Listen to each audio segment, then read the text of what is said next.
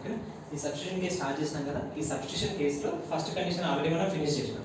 దీంట్లో integral is of the form f of x power n x to the power of n minus 1 dx. అయితే ఈ form లో ఉన్నప్పుడు ఏం చేయాలి? ఇది కూడా సబ్స్టిట్యూషన్ కేసే, బట్ ఇంకో సెకండ్ ఫార్మ్. ఇప్పటి వరకు వచ్చిన ఇంకో ఫార్మ్ అయితే ఇది ఇంకో ఫార్మ్ అవుతుంది. So here first of all దాని క్వశ్చన్ చూడండి, దాన్ని చెప్పేటప్పుడు చెప్తా.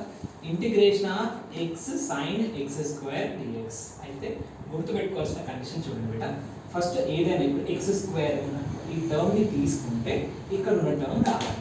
అలా వచ్చేటి మనకు డిఫరెన్షియేషన్ ఇంటిగ్రేషన్ కి వచ్చేటి ఉంటాయి కదా, అవి దాన్ని బట్టి మనకు వస్తుంది. ఎలా వస్తుంది నేను చూపిస్తాను. ఇప్పుడు జనరల్ మనకి ఇక్కడ ఎలా ఉంటుంది, ఇక్కడ general we are having a sin x లాగా ఉంటుంది బేట. కానీ x ప్లస్ ఏముందా x స్క్వేర్ కదా.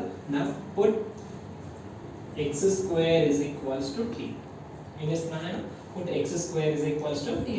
So derivative with respect to x చేస్తున్నా. ఏం చేస్తున్నా? Derivative with respect to x. Derivative of x square 2x dx is equals to dt. ఏంటి? డెరివేటివ్ ఆఫ్ x స్క్వేర్ చేస్తే డెరివేటివ్ ఆఫ్ x స్క్వేర్ ఎందుకు? d by dx of x power n into x to the power of n minus 1. ఇది formula.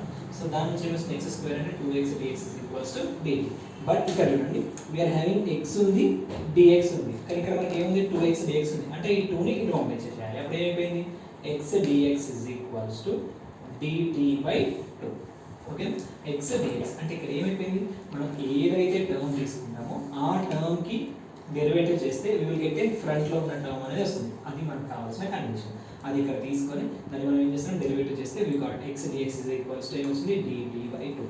ఈ values అన్ని తీసుకెళ్ళి దీంట్లో substitute చేయండి. So integration of now coming here x dx అంటే ఏం రాయొచ్చు? dt by 2. నెక్స్ట్ ఇక్కడ sin x square sin t. ఎందుకు? x స్క్వేర్ ని taken as a t.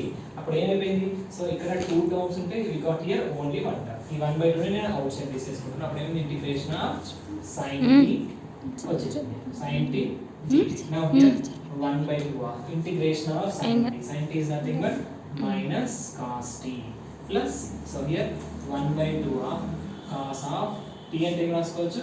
x square plus 6. So ఇది మనకు కావాల్సిన టాపిక్. ఓకే. సో ఈ ఫామ్ లో ఉన్నప్పుడు గుర్తుపెట్టుకోవాల్సింది ఇక్కడ ఏదైతే ఒక టర్మ్ తీసుకుంటే ఆ టర్మ్ ని డిఫరెన్షియేట్ చేస్తే వి గాట్ ఫస్ట్ టర్మ్ రావాలి. అలా వచ్చే టర్మ్ తీసుకొని మనం చేస్తే అయితే ఆన్సర్. ఓకే. దీంట్లో second one integration of x to the power of 5/1 plus x to the power of 12 dx. అయితే నేను ఇంతకుముందు చెప్పిన ఏదైతే టర్మ్ తీసుకుంటే ఆ టర్మ్ ని డెరివేటివ్ చేస్తే ఈ టర్మ్ రావాలి. కానీ మనకి ఇక్కడ ఏదైనా కనబడుతుందా?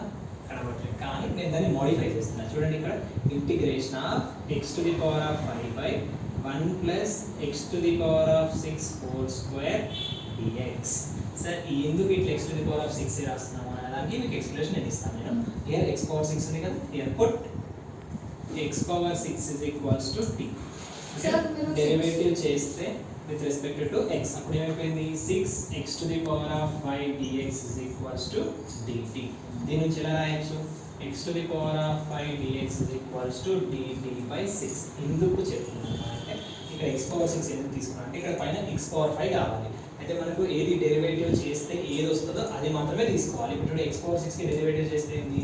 So d by dx of x power n formula ఏంటి? n into x to the power of n minus 1. అప్పుడు ఏమైపోయింది? ఇక్కడ 6x to the power of 5 dx. అయితే మనకు కావాల్సింది ఇక్కడ ఏముంది? x to the power of 5 dx. x to the power of 5 dx. ఇక్కడ ఎక్స్ట్రా 6 ఉంది కాబట్టి దాన్ని పంపించేస్తాను. వచ్చేసిందా? అంటే ఈ x to the power of 5 dx plus ఏం రాయాలి? రాయాలి. ఇప్పుడు ఇంటిగ్రేషన్ ఆఫ్ 1/1 ప్లస్ ఇక్కడ దీన్ని ఏమనుకున్నాం? t కాబట్టి t square and x to the power of 5 dx అంటే ఏం రాయొచ్చు? here we have to write dt by 6. okay now ఇక్కడ ఈ 1/6 ని అవుట్ సైడ్ తీసుకుంటున్నా. Integration of 1/1 plus t square dt. the formula is 1/6. Integration of 1/1 plus t square tan inverse of t plus c. so here 1/6 of tan inverse of t. t value ఏంటి మనం తీసుకుంది ఇక్కడ? x to the power of 6 plus c. So ఇది so అందుకనే so first ఫార్ములానేమో easy అంటే second ఫార్ములాకి ఈ ఫార్ములాలో వస్తున్నాయి కాబట్టి we are going with this. అంటే గుర్తుపెట్టుకోవాల్సిన కండిషన్స్ అన్నిటిని ఏంటి? ఎప్పుడైతే మనం ఏదైతే వాల్యూ తీసుకొని దాన్ని డిఫరెన్షియేట్ చేస్తే ఇక్కడ వస్తుంది. దానికి తగ్గట్టు మనం క్వశ్చన్ని మోడిఫై చేసుకుంటుంటే it is finished. Integration of secant square x by under root of 1 minus tan square x dt కదా. సో మనకి ఫామ్లో రావాలి కాబట్టి ఫస్ట్ ఆఫ్ ఆల్ మనం ఏం చెప్పినాం, దీంట్లో నుంచి ఏ టర్మ్ తీసుకుంటే ఏ టర్మ్ వస్తుందో చెక్ చేసుకోవాలి. అది దేంట్లో డిఫరెన్షియేషన్కి సంబంధించిన ఫార్ములాస్లో ఎక్కడ వస్తుందో చెక్ చేసుకోవాలి. అయితే put tan x is equals to t తీసుకుంటున్నా. ఎందుకు, derivative of tan x equal to ఏమవుతుంది, secant square x. Now derivative with respect to x, derivative of tan x, derivative of tan x అంటే ఏంటి, secant square x dx is equals to dt. వచ్చిందా, secant square x dx అంటే dt. So నా ఇప్పుడు ఏంటన్నా integration of ఈ మొత్తం term ఇక secant square x dx equal అంటే ఏం రాయొచ్చు, dt by under root of ఇక్కడ 1 మైనస్ t స్క్వేర్. ఓకేనా. సో నా ఫార్ములా ఏంటి బేట, so integration of 1 by under root of 1 minus t square. Formula ఏంటి, sin inverse of t. So ఏంటి, sin inverse of t plus c.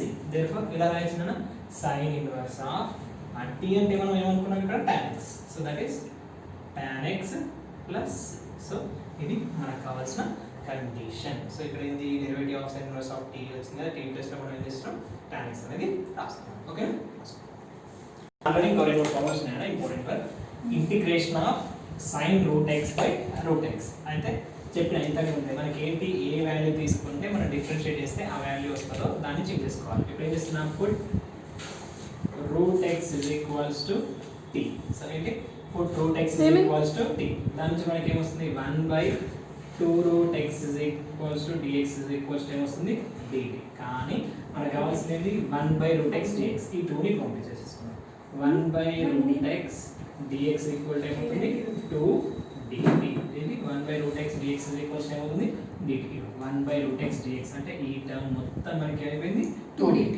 Now coming to ఇక్కడ sin ఆఫ్ ఇక్కడ ఏంది t ఇంటూ 2 dt. మనకి ఎందుకు root x equal to t అనుకున్నాం కాబట్టి sin t into 2 dt. So ఈ 2 ని అవుట్ సైడ్ తీసుకుంటాం. అప్పుడు ఏమైంది, integration of sin t dt that equal to integration of sin t అంటే ఏంటి మన formula, minus cos t, minus cos t plus c. So that is equals to minus 2 into cos of t అంటే ఏమనుకున్నాం మనం here, root x plus c. Okay,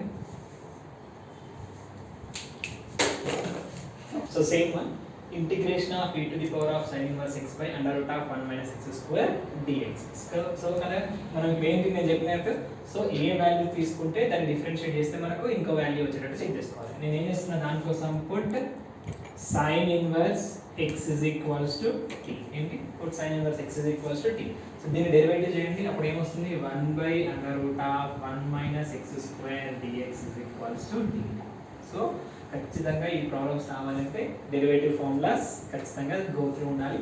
so ఇక sine inverse తీసుకుంటే t అనుకున్నాం, దీన్ని డెరివేటివ్ చేస్తే ఏమొస్తుంది, 1 by under root of 1 minus x square dx is equals to dt. ఇక్కడ ఉంటుంది 1 by under root of 1 minus x square dx equal to ఏం రాయొచ్చు, dt. therefore e to the power of t dt. therefore integration of e power t అంటే e power t plus c that equal to e power t అంటే condition ఏంటి, sin inverse of x plus c. So ఇది మనకు కావాల్సిన conditions.